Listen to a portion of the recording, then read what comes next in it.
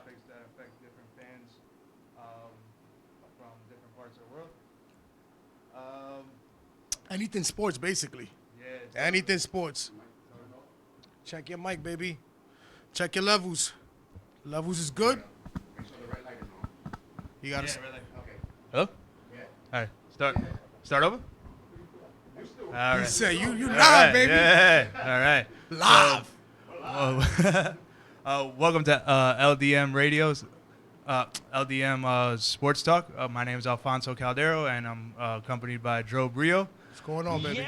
We are. This is our first show, and we will be talking about sports when sports actually do roll around. That's right. We'll actually be able to talk about games and different things like that, but we'll also be talking about different situations that fans have to deal with. That's fun topics, and we'll also cover different life situations that are relatable to sports that That's a right. lot of sports fans have to deal with. Especially now, right? Totally. In the coming weeks, we'll be having special guests here, and we'll be doing a lot of other fun stuff. So to kick off the show today, we'll talk about the pandemic update.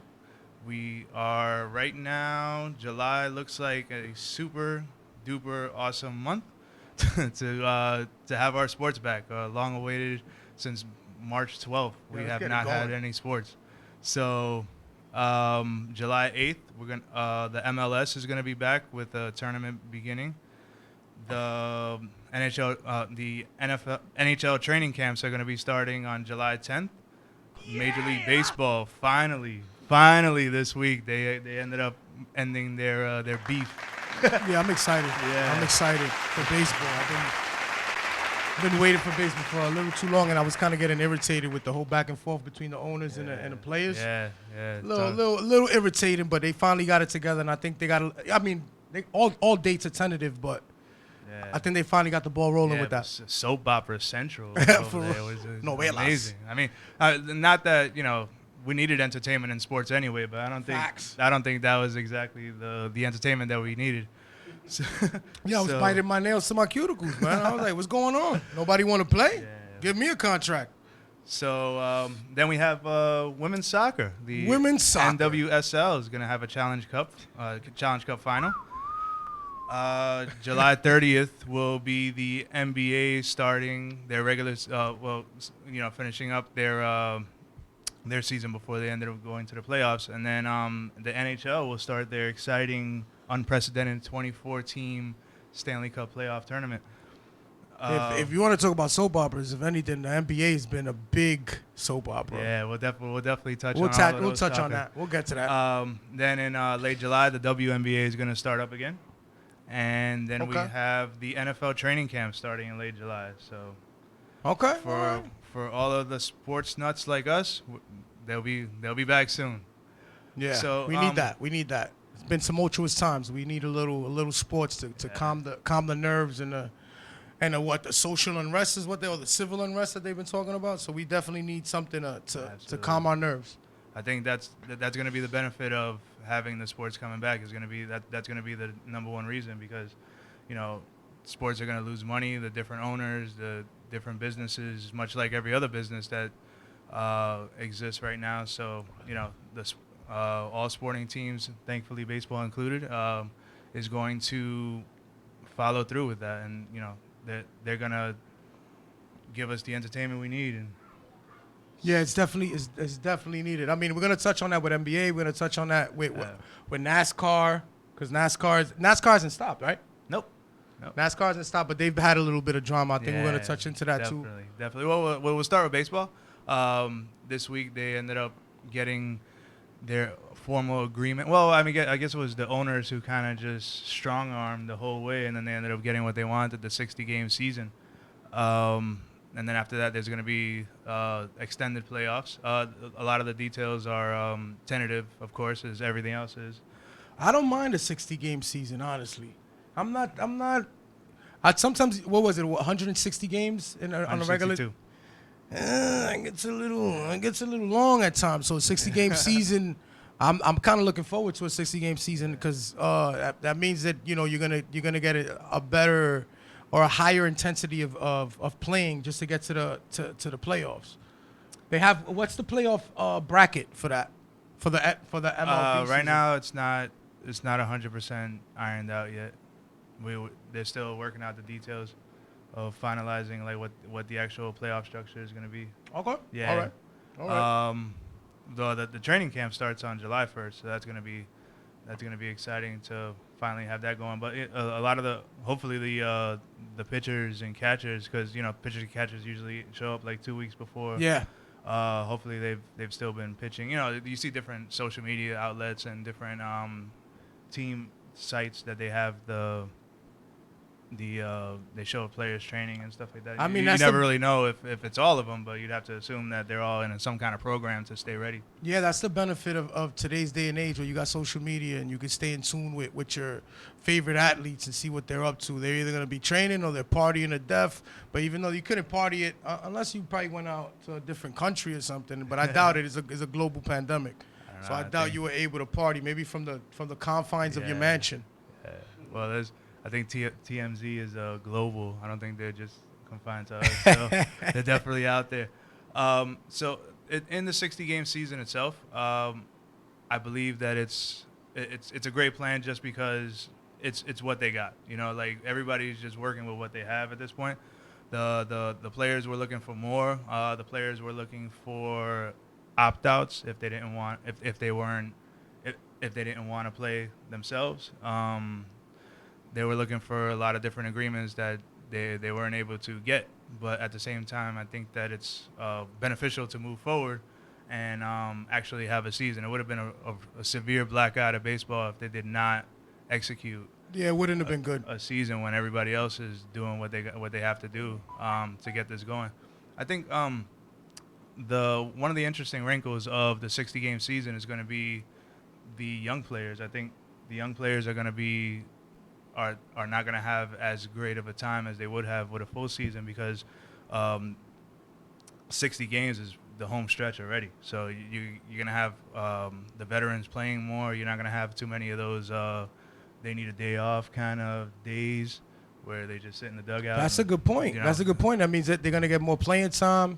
Youngsters, the prospects won't be able to vie for their spot in the roster. That's a very, very good point. Yeah, I think that means we're gonna see the veterans going all ass out, right? Balls out. Yeah, totally. It's gonna, and it's gonna be exciting. Every game's gonna be important, as opposed to when you start off, like a 162 game season.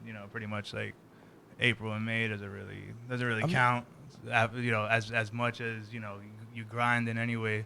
By the time July hits and you want to hit stride. Yeah, like in those dog days of summer where, like, you just go to the park and they're not playing too hard. They're not trying to get injured. They're prepping for the postseason if they're contenders or their team is contenders. So, yeah, I'm kind of excited. I want to see them get down. I know they're gonna get intense and they're gonna be banging and diving for balls and it's gonna be good. I mean, hopefully they're not too rusty. Well, it's even for everybody. Everybody's gonna have that. Everybody's gonna have equally. the same challenges. Yeah. So there's also talk with the one of the big impacts of this coming baseball season is going to be the DH being used in both leagues. So are they implementing that this year? I thought they were going to skip that to next year. Yeah. Nope. Wow. Well, I think it's more circumstantial because you're going to have some interleague games and it's going to be a rough stretch for rolling all of this out because there's a lot of unprecedented, unforeseen variables, things tangibles, coming up. And then I don't know how weather's going to be affecting everything. Weather's been pretty good so far, though. Yeah, but there's always a chance of rain, and rain for baseball is always. I feel like the story of my life. There's always a chance for rain. That's my life right there. But, Morgan Freeman narrates my life. And it's depressing. But I continue. My bad. So there's a lot of flack coming from National League and a lot of the National League fans that have. You're upset? Well, the National League fans have the stance of that DH, classic. The DH is not real baseball. That's bullshit. Yeah, it's not. It takes away from real baseball. It's not a part of the game. I guess it's a traditional since the DH came in 1977, so you know the older traditional. If you're a National League fan, that's what you're used to, and that's all you would want. I feel like that's like somebody's grandfather going, Yeah. "It ain't real baseball. It's sissy ball." And it's like, to me, it's like, all right, when you have a 162 game season, maybe you do want to protect the pitcher, you know. And I think that's when the DH came into play, or it was implemented, because you probably want to protect your pitcher because you're investing so much, you're paying the pitcher so much, and you want him to have as much opportunity to pitch. But if he's out there hitting the ball, running the bases, there's an opportunity of him getting injured while he's not really doing his job. Right. You know, so I think that's the argument. So it's basically a way to protect your investment. It may not be baseball, but it damn sure is business. Yeah, like Chien-Ming Wang will tell you that. Yeah, it's totally business. derailed his career. Yeah.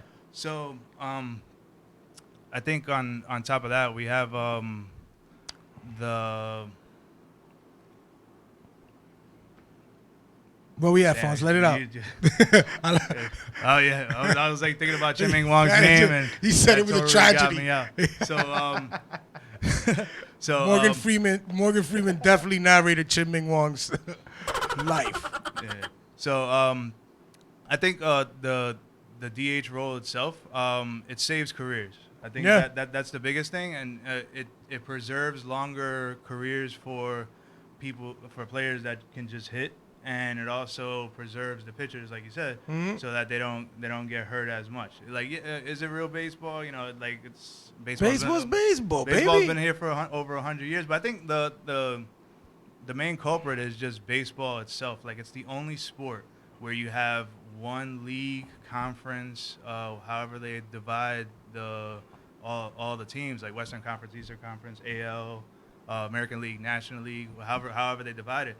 Baseball is the only sport where there's different rules in each league, and that you know, it's a huge difference to have a batter that can hit 300 or 40 homers, 100 RBIs. Then you go to the National League, and that slot, not at the same spot, but in that slot, you know, there's a slot in the lineup that becomes pretty much like a $150 hitter that Very true. maybe hits a homer. Which, I mean, you got a valid Yeah. point, and I'm wondering, and specifically, see, I'm about to get real analytical now, the analytics. Yeah. What's the stats of National League? Let me get this out of here. See, I got loud. But what's the stats of National League, right? As far as is the National League a pitchers league, but yet they still, up to this point, hit? Yeah. Would you say that? So then, does it defeat our argument about preserving a pitcher's arms if he doesn't bat? Does it defeat our argument? Well, I mean, because I'm sure the National League fans are probably like, yeah, what are you talking about? It's a pitcher's league, yet they still hit, so, and they're still effective. Yeah. So your point is mundane, or like, you know, I could just hear my dad in the background. You know what you're talking about. Well, I mean, I think there's like 5 good pitchers that can hit. 5 in the good pitchers National that can League, hit. Maybe that's pretty much all you got. But no, for the 60-game season, they're doing just totally DHing everything. Sorry about that. It's all right. First show. Yeah. First show, baby. Get the kinks out. So, but also too, I think that there's also with the element of the different league structures, there's also the playing fields for baseball itself, where, you know, the ballparks are not all the same. So The dimensions? like you go to one ballpark, there could be a 3-run home run, and another ballpark, that same exact spot, feet distance, is an out. So it's baseball is like the only sport that has these variables. You have a hockey rink that's the exact size everywhere. There's a basketball court that's the exact size everywhere. Soccer fields, the hoop football is exactly, fields. Yeah, everything's all the same. So baseball, you know, like they have these variables, which opens up the discussions, I guess, in the debates. But isn't it beautiful though? Totally. I mean, not all Totally fields are is, created yeah. equal in baseball. Yeah. I mean, Well, that's it's beautiful. Part of what makes baseball. You got unique. hills in the outfield. Yeah. You know what I mean? You got bushes. You got, you know what I mean? The Ivory and Wrigley Yeah. Field. I mean, it's beautiful. You got a naked guy streaking. You know what I'm saying? Every so often. So it's definitely, that's the beauty of baseball. You're gonna have that. Yeah. You're gonna have the umpire's errors, right? The human error of an umpire. Yeah. I mean, I don't know. I enjoy baseball. As far as I guess, I do enjoy playoff baseball more than regular season baseball. But you just never know what you're gonna get when it comes to baseball. You just never know what you're gonna get. And I think that's what I enjoy about baseball. That's what I miss about baseball. So baseball, please, let's stop with the tentative dates. Let's get it together. Yeah. I think that they're starting spring training on The first. July 1st. Oof. Yep. oof. They actually they were the last sport, the last major sport in, but they will actually be starting first out of everybody. I think hockey was really pushing for them to be the first ones to get in. I mean, they were the first one that were just like, yeah, let's all go in, And there's actually talk about the players themselves. Not a lot of them are happy that they have to continue on the season. As far as for NHL. Yeah. As far as the NHL, I mean, I'm sure all the sports are like that. Yeah, I 'cause think it's even- conflicted. I think Yeah. they're all conflicted. All the players, some players. Yeah. I mean, the NBA has players that are opting out. Yeah, they have 4 players that are Yeah. actually opting not to play. One is a free agent on DeMarcus Cousins, but then there's Avery Bradley, and But Avery 2 more. Bradley is having a whole like baby mama situation. Yeah, everybody has their unique situations, but DeMarcus Cousins is the only one that is not really associated with a team. With a team, so right he now. ca- So he's good. Yeah, He could opt out definitely. yeah, but as far as hockey goes, they set the precedent for every other sport because they were the first ones that said, all right, we're going to continue on the season. We're going to give the fans what they want. We're going to have a book end to the season. Doesn't that prove the toughness of NHL players? I'd say so. Well, it was one of the debates was that it was like a union. It was a union. Yeah, thing? it was a union. A players' decision. union. Yeah, and like not every single player was consulted and was able to vote on it. But I think Also inclusion. yeah. There wasn't a lot of inclusion as far as on the vote. Well, yeah, just from a representative standpoint. But, Okay. as far as hockey's losing the biggest out of everything because they're the 4th highest revenue of the major sports. They're not able to. So what? It hits everybody hard, but it hits hockey the hardest because they're already struggling to get bigger and For to get their sustainability. name up Yeah, there.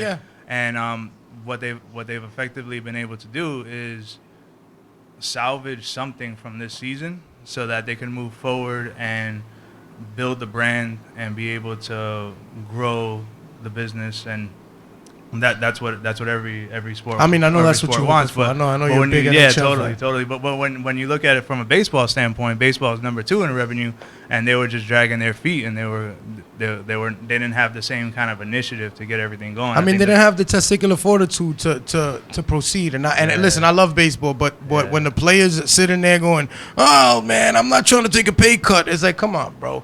We spoke a little bit about this on our dry run about 2 weeks ago, Right. where it was like baseball players getting paid $10 million a season, and they had to take a pay cut this season about half. And they're complaining because, oh man, we're taking high risk. And it's like, dude, you're taking the same risk as any essential worker out there is taking. And our pay is nowhere near $10 million a year. You give me $10 million a year, listen, there's no. I wouldn't care if you give me a pay cut because of whatever pandemic or whatever. I wouldn't care. I would take the pay cut and do my duty, which is play ball. You're doing what you love, and not everyone is fortunate as athletes to get paid to do what they love. So that's my stance on that. The haves versus the have-nots. That's right. basically. That's right. And moving forward, it'll benefit the NHL more because the top players, they still want those top contracts, and to have top contracts and to have top competitive teams, you have to have a higher salary cap. That's a fact.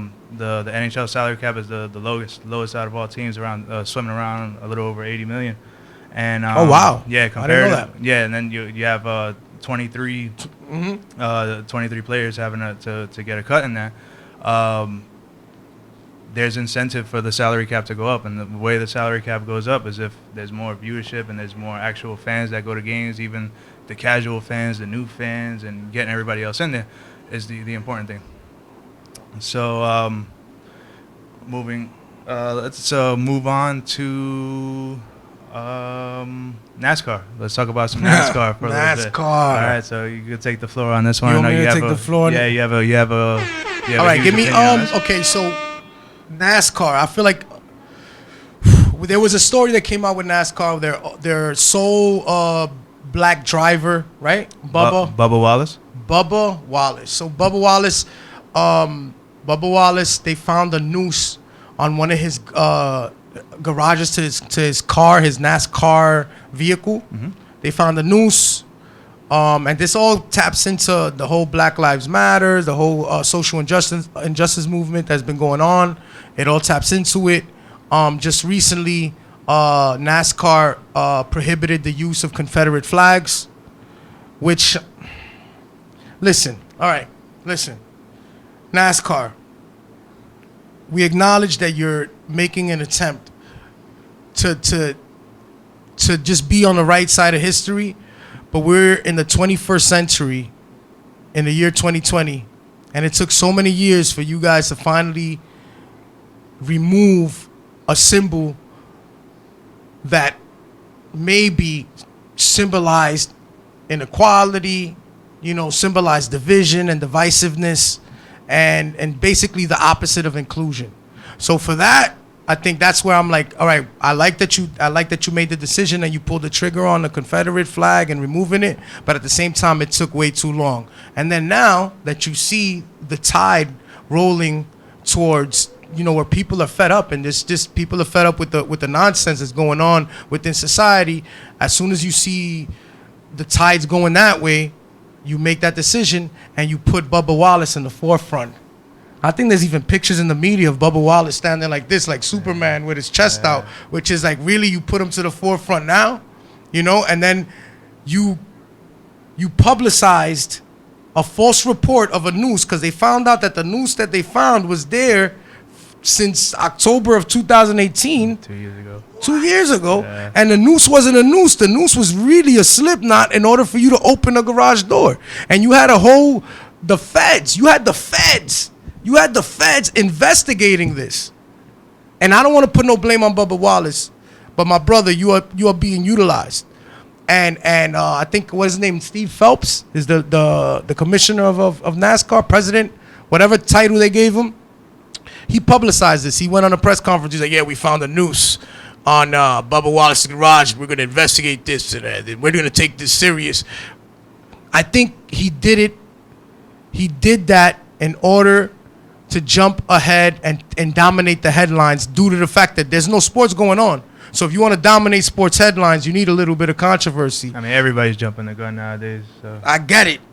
But please don't use a social justice struggle or a struggle for equality to try to publicize your profession. And let me tell you something. I've never been a fan of NASCAR. I'm gonna be really honest with you. I've never been a fan of NASCAR, and I don't want to alienate our NASCAR fans because we will report NASCAR, but I've never been a fan of NASCAR. It is a real sport, for sure. We could argue this for days, but I'm not gonna go into that right now. But for the most part, it's just disgusting. It's despicable that you would use this sensitive time and these tumultuous times to try to use that to publicize NASCAR or to try to get it into the forefront of sports news. Don't do that. Don't do that, because what you do is, instead of taking a step forward, you're pushing NASCAR 10 steps back. I'd have to. I agree with you to an extent, but at the same time, it was a misunderstanding. Whatever. What ended up happening with NASCAR, but that was a beautiful moment that all the drivers, did like a lap with Bubba Wallace's car, like surrounding his car nice. And going through, that's nice. I think it was a beautiful moment, and I don't think it was a moment that was wasted, even though it was done under false pretenses. That's right. That's right. Like when you think about the reputation that NASCAR has always had with race and not being sensitive towards race in general. So I think it was a beautiful moment, and I think that it was something that, even though it wasn't pointing into exactly where it was supposed to be for, but it was beautiful, and I think it just symbolizes, and it will help more NASCAR I don't think- African American athletes rise up the ranks. Yeah, I mean, if Bubba Wallace is the pioneer of it all, and there's going to be Is more he? because right now There's been a other black 5-year-old. drivers in NASCAR, no? No. No? Right now, there's a 5-year-old who's like seeing the news and they're all scared of the police. And and We have our producer saying he's questionable. That 5-year-old. Be careful with him. yeah, so there's gonna be more coming from this. Like the same way the Dream Team from 1992 came on the scene, and then can't compare that. basketball was played all over the world. So listen, I mean, listen. it's a smaller scale, but at the same time, like there's influences that build more toward the future. And this is gonna be that's gonna be one of those moments. Like people aren't, they're gonna slowly forget about the whole noose and misunderstanding situation. But that moment is going to be taken forward and played over and over again. To How genuine? So maybe to the people that are not marginalized, they see it as like, yo, man, that was a moment of inclusion. Yeah. It was a beautiful moment. Oh my God. I have to Oh agree. my God, it's such a beautiful. But I think maybe you said it better than I did. But how genuine is that moment? And to people that are marginalized, people of like such as myself of color, we look at it as, damn, NASCAR are the leaders of NASCAR. I don't want to say NASCAR itself because it's an entity, but the leaders of NASCAR were opportunistic. And they were opportunistic and try to cash in and monetize on the struggle of a whole people's or a whole collective's plight. So that's my issue with it. My issue is not that, hey, it appears beautiful.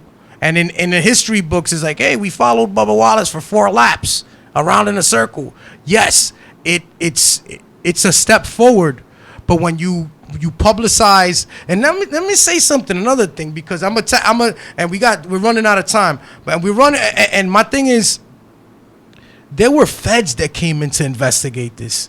A team of 12 feds came to investigate a noose on a garage door.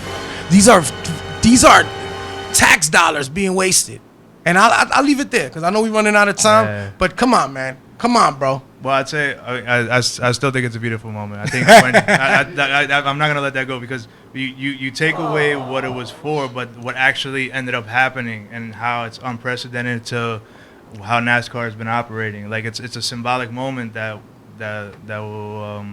will carry on. I believe. I don't think it was wasted. I think a lot of the time the time of the 12 feds and a lot of the what happens surrounding it, because everybody's just jumping the gun nowadays. So You think NASCAR's invited to the barbecue? soon. Nah. Soon. Yep. I'm gonna tell you Yep. this. Listen, Yeah. I'm working their way over there. I'm doing security for the barbecue. They're not invited. They're not on the list. Just letting you know. Yeah. NASCAR, don't even show up. It's not gonna be good. So. He wasn't ready. He wasn't All right, ready. so let's see. I'm just trying to think of a 2-minute topic. All right, so let's take a minute to express our favorite teams. Now, what moving forward, we're going to be covering all sports and all sports teams because we're not going to alienate some New York teams other than others. Yeah, we don't wanna do that. Yeah, we're We don't wanna definitely do not going that. to do that, and we're going to make a conscious effort not to do that. New York is New York. So we are both Yankee fans.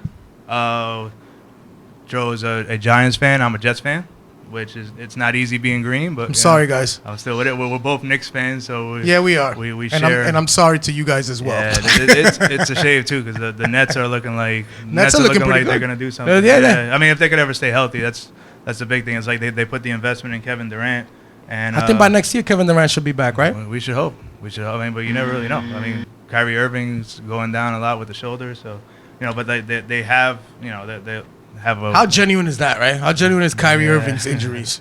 yeah.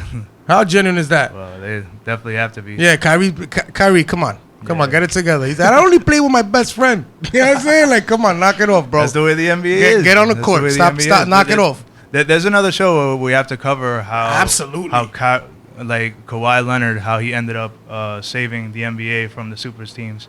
So that is our show for this week. Thank you very much for joining us. Again, my name is Alfonso Caldero, Joe Brio.